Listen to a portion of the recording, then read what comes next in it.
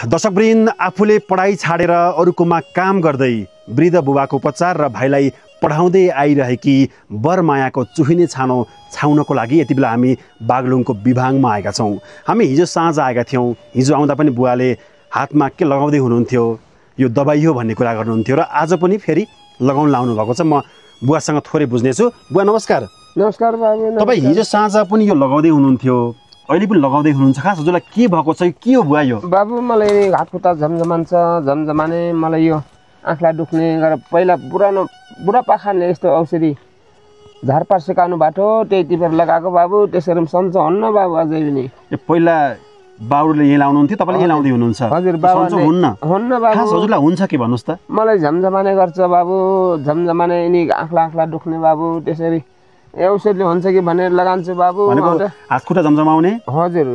अनि आँखला दुख्ने? आँखला दुख्ने, यो मन्टो दुख्ने बाबु। यो हुन्छ है? भित्र रोग त रोगै छ अब बाबु। रोग त भित्रको त रोग त धेरै छ बाबु। हिँड्न सकिन्न, सास बज्छ मलाई एकदम। ठिक छ बुवा, अब पिर नगर्नुहोस्। यसको काम के हो मलाई थाहा छैन, तर मैले आज हजुरलाई एउटा औषधि लिएर आएको छु, पेन जादु तेल। यो लगाउनु भयो भने बुवा तपाईँको धेरै राहत हुनेछ, धेरै कम हुनेछ। योले सन्चो हुन्छ र बाबु? मैले भोजराज थापा सरकोमा देखेको थिएँ, थुप्रै बुवा मलाई सन्चो भएको छ। अनि मैले उहाँसँग केही तेलहरू मागेर लिएर आएको थिएँ, गाउँमा यस्तै दिनु पर्ला भनेर। अनि हजुरको पनि यस्तै देखेँ, त्यही दिँदैछु। हेर्नुहोस् त, पेन जादु तेल। हजुर। तपाईँलाई के हुन्छ अरे? मलाई यो झमझमाने बाबु, झमझमाने, यिनी आँखला दुख्ने बाबु, पिठी दुख्ने, यो मन्टो दुख्छ बाबु। भित्र पेटको रोग त छ बाबु, भित्र फोक्सोको रोग छ मलाई, सास बट्ने, हिँड्न दिन्न, उकालोमा अलिकति चर्ने पान्ता बाबु। मलाई सास बढेर यो फोक्सो भएर सबै मुखमा आए जस्तो हुन्छ। ठिक छ बुवा, अब यसले ठिक भएन भने यो नलगाउनुहोस्, यो लगाउनुहोस्। मैले भोजराज थापा सरको भिडियो हेरेको थिएँ, उहाँले थुप्रै आमा बुवालाई सन्चो भएको भिडियो बनाउनु भएको थियो।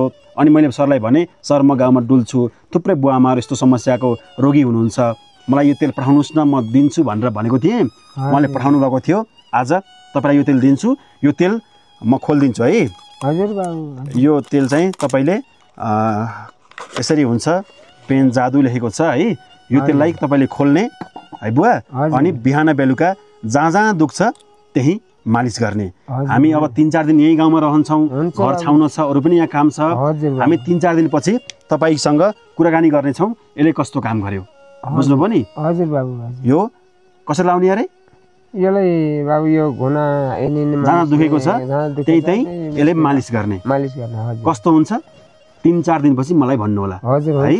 ल दर्शकवृन्द, यति बेला हामी बागलुङको विभागमा बरमायाको घरमा आएका छौँ। उहाँ बरमायाको बुबा हुनुहुन्छ र उहाँलाई असाध्यै हात खुट्टा दुख्ने, झमझमाउने, खुट्टा पोल्ने हुँदो रहेछ।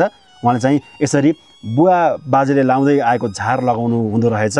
अब यसले ठिक भएन भन्ने कुरा गर्नुभयो। हामीले यो औषधि दिन्छौँ, यसले थुप्रै बुवालाई सन्चो भएको हामीले भिडियोमा देखेका थियौँ। र अब बुवालाई पनि कस्तो हुन्छ हामी 3-4 दिनपछि भेट्नेछौँ। अनि खोइ त बरमाया काम गर्न गएछ काममा है? हजुर, काममा गएन भने त घर खानै गाह्रो छ। त बाबु, काममा गएन भने घर खाने गाह्रो छ बाबु। घरमा के खाने र बाबु?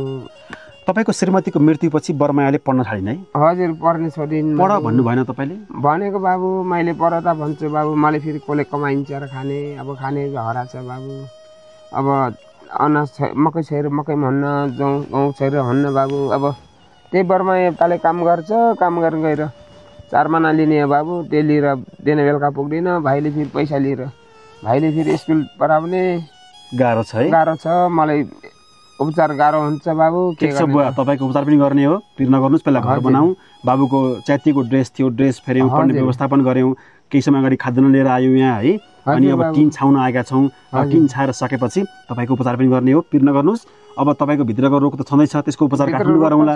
तर हात खुट्टा दुख्ने, जर्नी दुख्ने, कम्मर दुख्ने, अब खुट्टा पोल्ने भन्ने कुरा गर्नुभयो। यो तेल लगाउनुहोस्, पेन जादु तेल भनेको छ। यसले ट्याक्राकै तपाईँलाई केही दिनमा थाहा दिनेछ। यसले धेरै राहत गर्छ बुवा है। यो लगाउनुहोस् र तपाईँलाई केही दिनमा म सोध्नेछु। र यो तेल पठाउनु हुने पेन जादु कम्पनीको सम्पूर्ण इन्टायर टिमलाई धेरै धेरै धन्यवाद दिन चाहन्छु। विष्णु, के छ खबर? ठिकै छ। ठिकै छ। बुवालाई के हुन्छ? हात खुट्टा झमझमाने थियो। यो सधैँ लाउनुहुन्छ बुवाले? हजुर। के हो यो?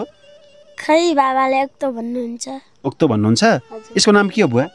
यसको झारपात हो बाबु। झारपात हो? ल अब बुवालाई तिमीले सधैँ बिहान र बेलुका यो लगाइदिने है। हुन्छ हामी यहीँ हुन्छौँ सिकाउँछौँ पनि 4-5 दिन हामी यहीँ रहन्छौँ यही गाउँमा रहन्छौँ जाने बेलामा म फेरि आउँछु बुवा है हजुर हुन्छ हस् बुवा बाबु हुन्छ हस् धन्यवाद बुवा हस् हस् नमस्ते धन्यवाद हस्। बाबु